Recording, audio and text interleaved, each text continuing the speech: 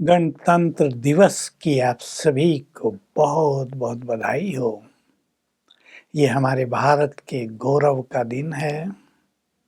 स्वतंत्र तो भारत पहले ही हो गया था, 3 साल पहले, 2.5 साल पहले।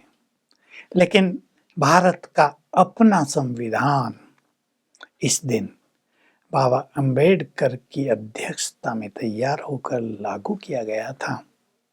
तो ये बहुत बड़ी चीज है कि भारत संवैधानिक रूप से भी स्वतंत्र हुआ और एक गणतंत्र के रूप में इसकी स्थापना हो गई। तो हम सभी बहुत भाग्यवान हैं, ऐसे भारत देश के वासी हैं जो भगवान की जन्मभूमि है, कर्म भूमि है। और हमें सबको मिलकर अब इस भारत को स्वर्ग बनाना है, स्वर्णिम बनाना है। बाह्य विकास के साथ हमें आंतरिक विकास भी करने हैं। देखिए, बाह्य विकास कितना भी हो जाए, मकान मिल गए, पानी मिल गया, सिलेंडर मिल गए, पैसे मिल गए, नौकरियां मिल गई, ये सब अच्छा है, इससे देश का विकास होता है, सुख मिलता है।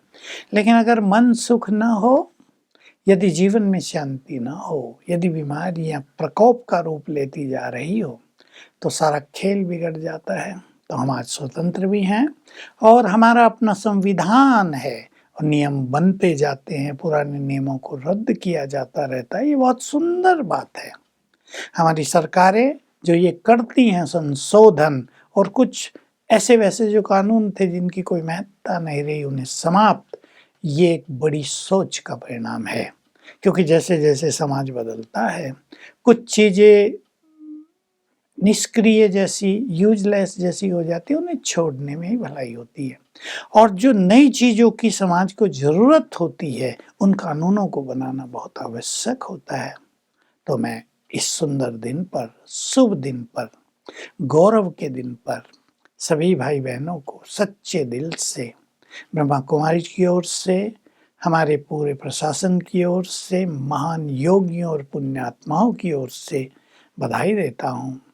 और मेरी ये शुभकामना है कि हम सभी जो सतयुग की स्थापना कर रहे हैं, जिसके संविधान के निर्माता हम हैं, आप जानते हैं संविधान बनाने वाले एमएलए और फिर केंद्र में एमपीज होते हैं, लेकिन हम सब सतयुग के संविधान के निर्माता हैं। और हमारा जीवन ही उसमें चलने वाली धारणाएं, जिन सिद्धांतों पर हम चलते हैं, वो स्वर्ग के लिए संविधान बन जाता है। तो हम सब विधायक हैं, हम सब संविधान के निर्माता हैं। हमें ये याद रखना है कि हम निर्माण कर रहे हैं, तो हमें उन नियमों को तोड़ना नहीं है।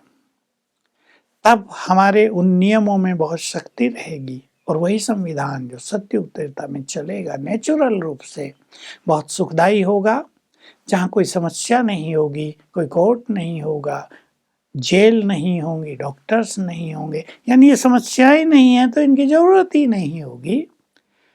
हम ऐसे संविधान के निर्माता हैं। ईश्वरीय संविधान चलेगा, देवताओं का संविधान चलेगा। तो देवयुग आ रहा है, मनुष्य को देवत्व की ओर बढ़ना है, बढ़ रहे हैं।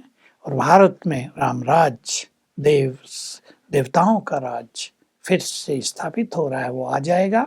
हमारी सरकारें भी इस ओर कार्यरत हैं, प्रगति के पथ पर हैं। और हम स्पिरिचुअल लोग, धर्म और आध्यात्म के बल से स्वयं को भरने वाले लोग सरकार के साथ मिलकर भारत को स्वर्णिम बनाने में एक बहुत सुंदर कार्य कर रहे हैं।